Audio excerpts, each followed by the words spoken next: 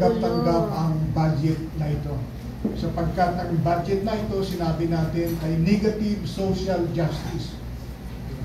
Those who have less in life must have more in law, as a mandate of social justice.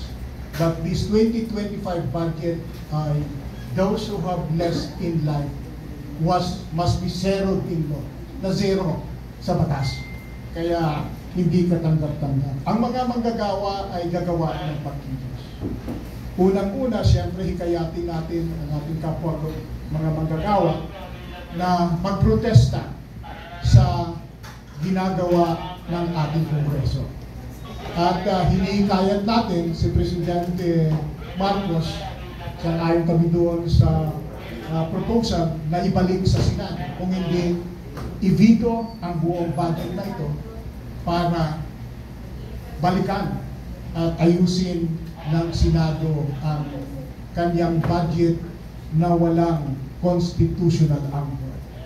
Kaya ang aming gagawin bukas bilang manifestasyon ng protesta ng mga manggagawa, isama natin yung ibang mga professional natin, ay magpamarcha po tayo mula sa FEU Moraita patungo sa Mindula.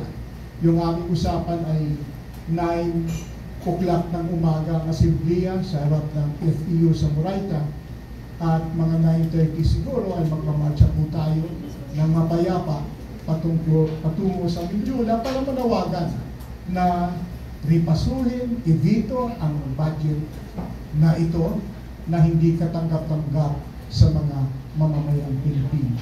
So, suportahan din namin po ang pagsampa ng kaso sa Korte Suprema kung hindi talaga mabago ang budget na at pipirmahan ng ating Pangulong Marcos. Kaya gusto natin na ang budget ay magbibigay sa ating mga mamayan, hindi sinisero ang mga mamayan. Maraming salamat po.